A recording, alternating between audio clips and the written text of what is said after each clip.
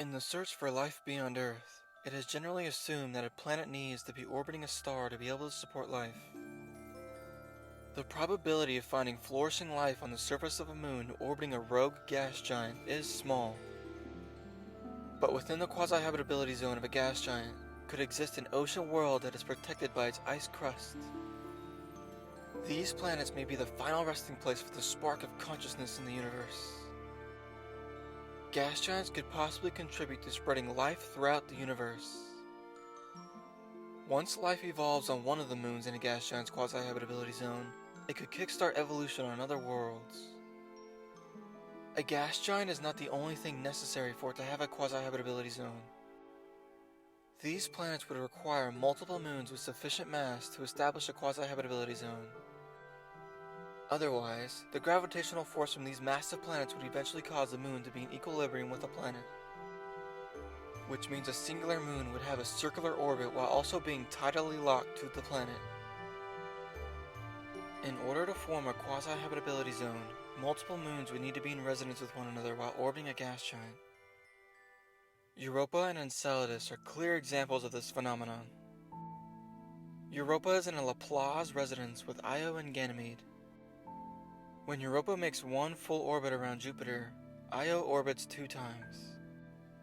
When Ganymede orbits once around Jupiter, Io orbits 4 times.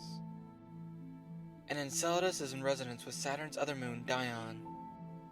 Due to these moons being in resonance with one another, their orbits are put into disequilibrium and causes them to have a slight elliptical orbit. This allows for tidal heating to heat up and melt the inner core of a moon inside of the quasi-habitability zone. The periodic expansion and contraction of the moon causes friction within the mantle, and the energy is released as heat.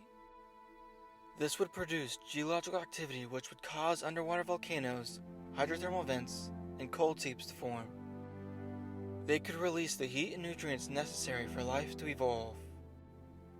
Then the ice that is in contact with the seafloor would melt, and would cause a positive feedback loop which would melt more ice.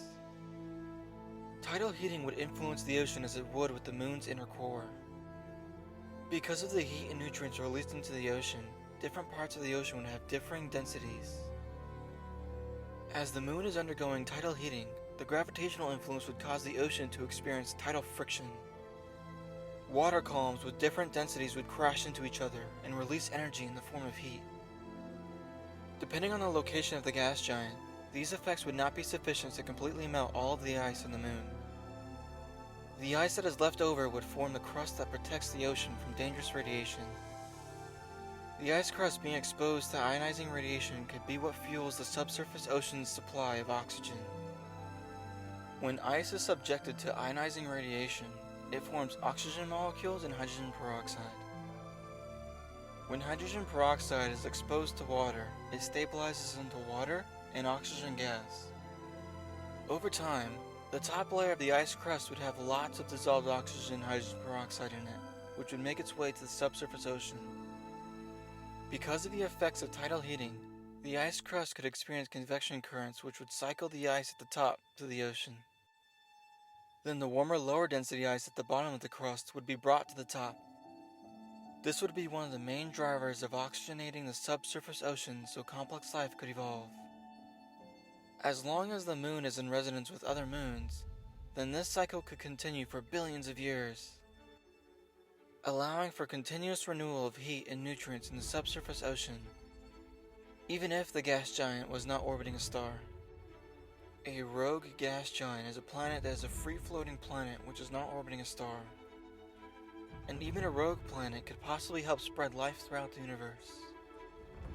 Since gas giants might have their own quasi-habitability zone, life could possibly evolve on the moons of rogue gas giants. And due to tidal heating, these moons could have enormous plumes that shoot water filled with microbes into space.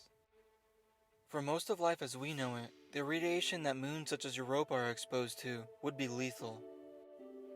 But for radiotrophic fungi, that may not be the case. These fungi would be able to perform radiosynthesis and allow them to use ionizing radiation as an energy source to enable metabolization.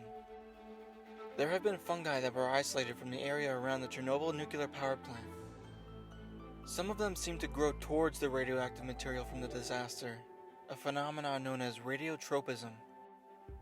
There has also been fungi observed in the cooling water from other working nuclear reactors. These fungi probably use special biomolecules called melanin to absorb the radiation, which could explain why the water with the fungi was black. There has been research showing that certain fungi grew faster in environments with radiation levels 500 times above normal. These may be the kind of organisms that could survive interstellar space travel. Due to tidal heating, many of the moons with a subsurface ocean in a gas giant's quasi-habitability zone have plumes erupting from their ice crusts. And in the case of Enceladus, the plumes launching particles into space forms one of Saturn's rings. Organisms that could survive and even thrive in radioactive environments may survive long enough to hitch a ride on an asteroid to enable lithopanspermia. The concepts of panspermia date back to as far as 5th century BCE to the natural philosopher Anaxagoras. Lithopanspermia is the transport of organisms from one planet to another using objects like comets or asteroids. And there have been studies showing that Enceladus is launching organic molecules out into space, as well as observed cases of asteroids possibly flying through Saturn's rings. The speed asteroids are moving can range from approximately 11,185 to 111,847 miles per hour. Streaks of material could be seen being displaced from Saturn's rings, which could imply that they were being disrupted by asteroids flying through them. There have been aerobic microbes discovered that can persist for approximately 100 million years in oxic marine sediment. When these microbes are incubated in a nutrient-dense environment, they are revived and begin to rapidly multiply. Organisms similar to these aerobic microbes and radiotrophic fungi like Cladosporium sphaerospermum could possibly survive in space long enough in the rings of a gas giant to hitchhike onto an asteroid. Radiogenic heating would also help contribute to keeping the inner core of these moons molten. Radiogenic heating occurs when radioactive material decays and releases heat while forming a nuclide. Because of the geological activity on the moons like Europa and Enceladus, radioactive material may be released into their oceans.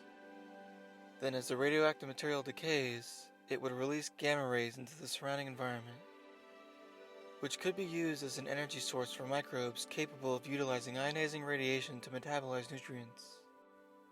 So far, Deinococcus radiodurans holds the record for surviving the longest while exposed to space. It survived approximately 3 years outside of the International Space Station. They may have been able to survive longer, but there were mission constraints which didn't allow the study to go on for longer. An asteroid traveling at 30,000 miles per hour could travel approximately 4,473 light years in 100 million years. And Proxima Centauri is around 4.24 light years away from Earth. There has already been evidence of finding organic molecules on asteroids. Asteroids Ryugu and Bennu both have organic molecules and precursors to life's building blocks on them. Unfortunately, no alien life has been detected on these asteroids.